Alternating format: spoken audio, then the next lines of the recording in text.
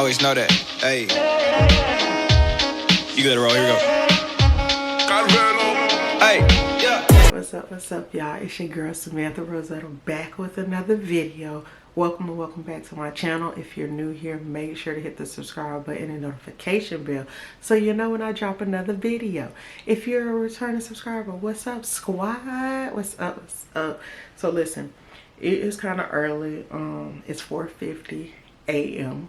4:50 a.m. and I'm up doing this video for y'all because I took a few days off, but I'm back and I'm sticking to my goal of coming to YouTube, if not every day, every other day. So here we go. Today's video is a get to know me question and answer edition. I posted something on my Instagram story for some of my followers to ask me questions if they felt like it. So I got some questions. Let's answer them if you want to get a little more insight to me. All right, so the first question is, what is it like being a mother of multiple children? I only have one.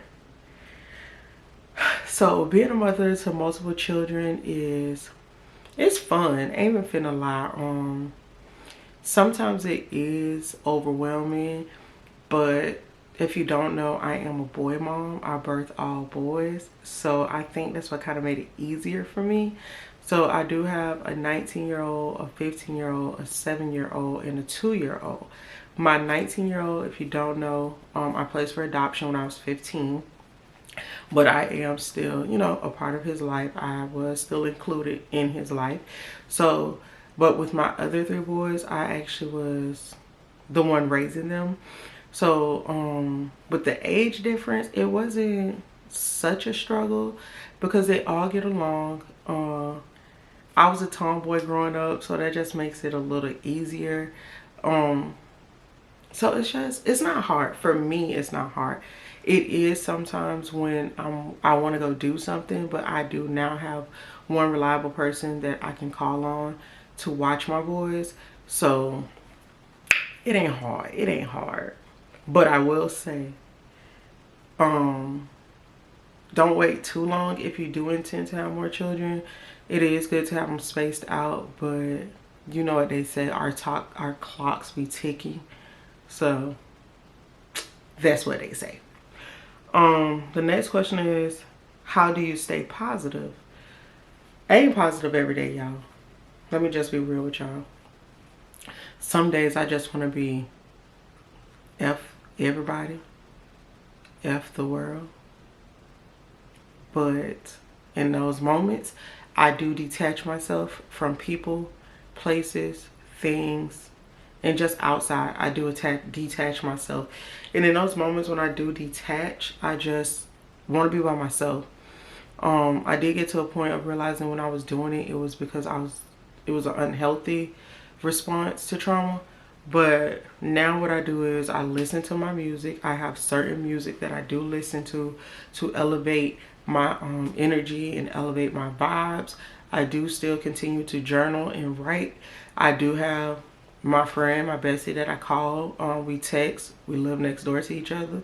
So she kind of senses when I'm, you know, depleted of my positivity.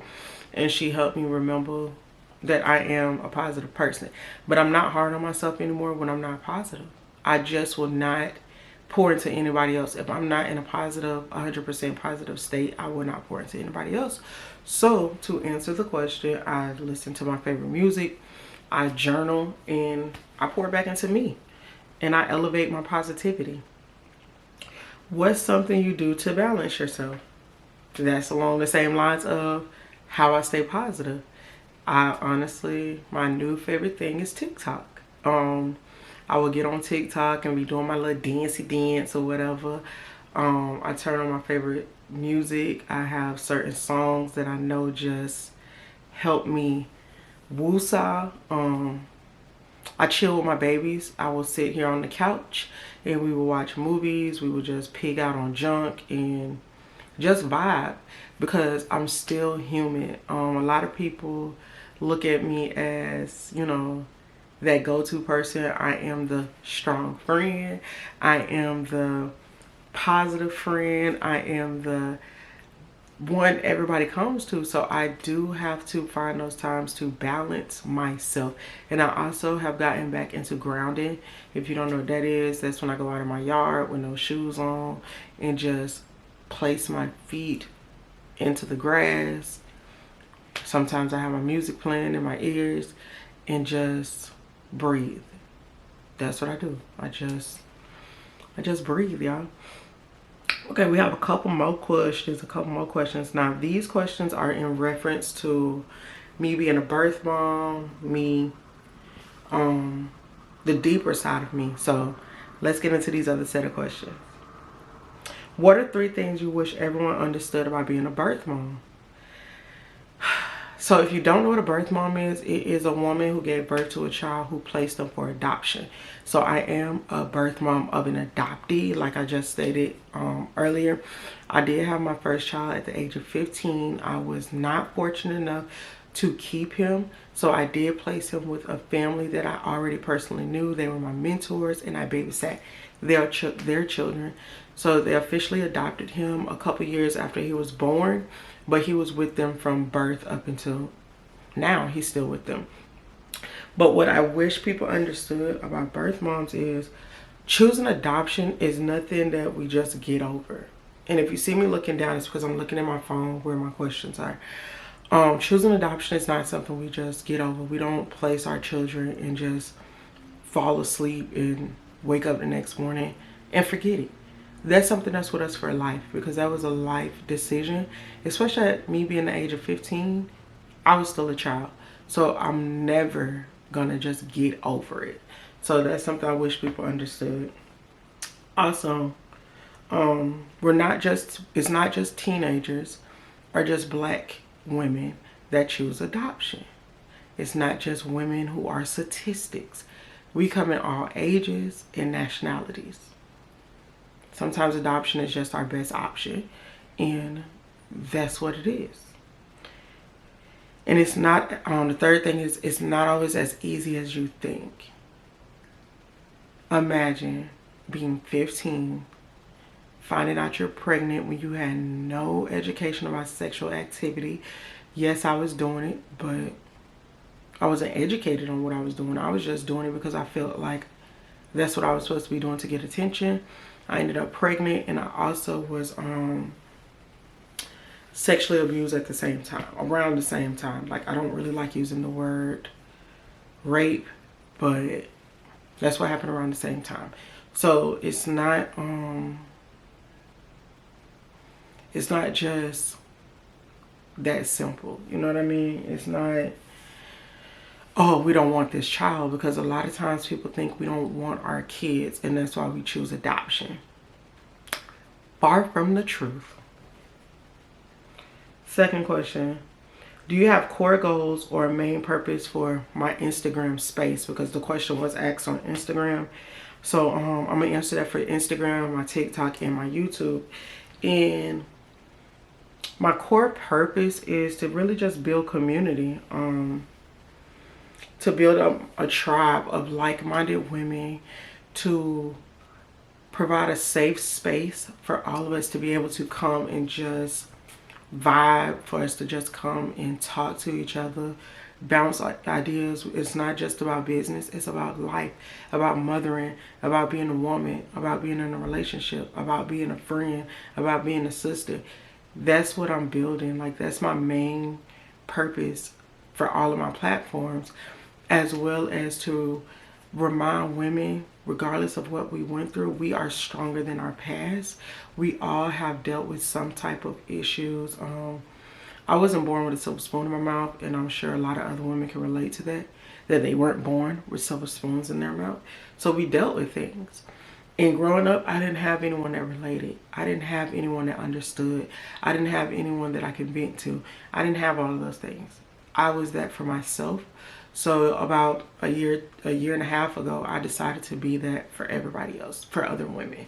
So to build community and provide a safe space, and that is actually in the works. And I have something big that I'm working on, so I definitely will keep y'all posted on that. Have you been able to build a relationship with your firstborn over the years? To be honest, like I had posted this on my okay, my camera has stopped, but I'm back. So this is a picture of me and my son. He was really young in that picture, and he's 19 now. And over the years I have been able to, but I stayed away for my own reasoning. I am to a place where I want to fix that, especially for his brothers, because his brothers know him. My 15-year-old like adores him and wants to have a deeper relationship with him, and I want that too, because they are brothers, they're blood brothers, like they know each other, they grew up knowing each other. So I want them to be able, now that they're both older, to form a deeper brother relationship.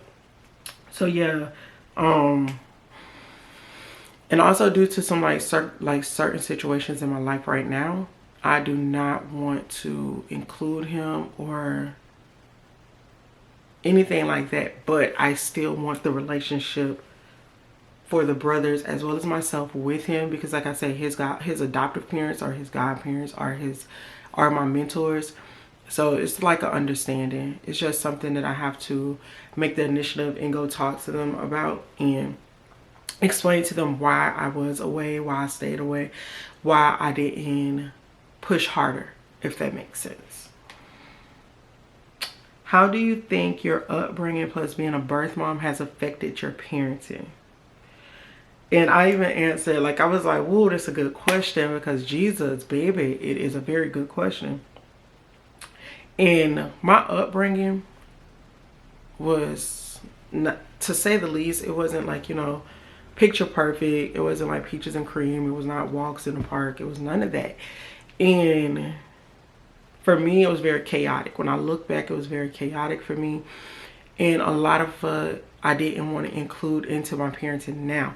I will say I'm guilty of having certain tendencies, but once I got to a point of working on my healing, I addressed those things and it helped me have a better parenting style. So for example, my 15-year-old, I tell people all the time, you see us, we are super close now, but we haven't always been that close because I did not know how to parent him. And he's like, he would stay locked in his room. He would not want to be around me. He wouldn't want to talk. But now, because of my own healing journey, we have a dope relationship. Like, that's my buddy. That's my partner. That's the first child I was able to raise by myself. So I took my upbringing and made it the best, because I didn't have my mom. I don't know my dad. My grandma died at an early age, like when I was an early age. No, I was like 5th grade. She passed away. My aunt took over. She never had kids of her own, so it was just a lot, but it was a lot. So I decided I did not want to raise my children like my aunt raised me. I didn't want to be the mean, grumpy person. It's not what I wanted to do. I wanted my kids to know that I love them. It's not their fault. Like, I enjoy being a mom. Being a mother has saved my life. Do you have a favorite quote or affirmation or a scripture that helps you on your hardest days? I have quite a few. But one of my favorite quotes of my own that I've said to myself for years is, strength is my armor, because I've always had to be strong. Right? A lot of people look at me and they're like, oh, you're so mean, or you're so strong, this, that, and the third. And it's like, that's my armor. That's what used to help me keep myself grounded. It used to help me just get through so many things. And I'm still like that now, to where I'm trying to learn to allow someone else to come in and help me. Still a work in progress. Still a work in progress. Are the kids that you parent able to have a relationship with their brother? I touched on this a few minutes ago, but yes, they know him. They love him. They don't look at him any different. Like, they do wonder, like, oh wait, did he, like, my 7-year-old asked me, like, wait, did he come from your tummy like I did? So that's that's why I want to build that foundation for them to have a deeper relationship with their brother, because I was super close with my brothers, and I want them to have that same relationship with their brother, because I believe in my brother's keeper, my sister's keeper. But I ain't like that with my blood sibling. I have 2 brothers that passed. They were like my road dogs. Like, they was my brothers. So I want them to have that relationship with their brother. Do you thrive with routine or unstructured days? A little bit of both. A little bit of both. I am getting so much better routine though, because I be needing to have my me time. So I gotta have routine with these boys. My 15-year-old is in sports. My 7-year-old is in after school events. And the toddler, when he get of age, he gonna be in something too. So I gotta have routine. But some days I do just be like, we finna wing it. It is what it is. We'll get back to the scheduled program tomorrow. And what inspired you to overcome instead of repeating the same cycles? Giving birth to kids, birthing my children. Like I said, being a mom saved my life, and I don't know where I would be if I didn't become a mom. Like, I'm not gonna front with you. Like, I don't know where I would have been at. I have no idea. So becoming a mom really saved my life, and it showed me that I have to stop repeating cycles. The cycles stop with me, and every day is a work in progress. I am no longer hard on myself, and I'm thankful for that. I'm so thankful. And what's the next question? Do we have any more questions? Let me see if we got any more questions. How can someone better support birth moms they know? Provide a safe space for them to just vent, to just cry, to just share their feelings, their emotions. Just provide a safe space. Also, never be like, oh, I understand, because in reality, unless you're a birth mom, you really don't understand. Unless you are a birth mom who placed the child for adoption, I don't think you completely understand the sacrifice or the grief or the trauma or the emotion and the feeling and all that comes with it. I don't think you understand. So try to be careful of being like, oh, I understand, or oh, it's gonna get better. I don't wholeheartedly believe that, because I'm a birth mom. We learn to cope. We learn that, but we still deal with grief no matter how many years go by. And y'all, that's all the questions. So if you're watching this and you have any questions for me, feel free to drop them down in the comment box, because like I say, that I love engaging with y'all. I love rocking with y'all. I love talking to y'all. And I want to know what questions y'all may have for me. Wait a minute. Hold on. I think I had another one. Oh, child, hold on. Let me check right quick, y'all. Let me check right quick. Oh, I wanted to answer this. So it was like, am I a no-nonsense type of mom? And my boys will probably say no to this. You know what? I'm going to scratch that. All right, y'all. All right. So I just finished recording the video, but I had to come and give an exit. Because my camera, I think because it was in front of my ring light, it got kind of hot. And then the SD card got full. So today I need to go get another SD card so I could be able to pump out these videos. But I just wanted to come and say I love y'all. I appreciate y'all. Do not forget to hit that like button, share, drop your love in the comments. And I'm going to catch y'all on the next video. Deuces.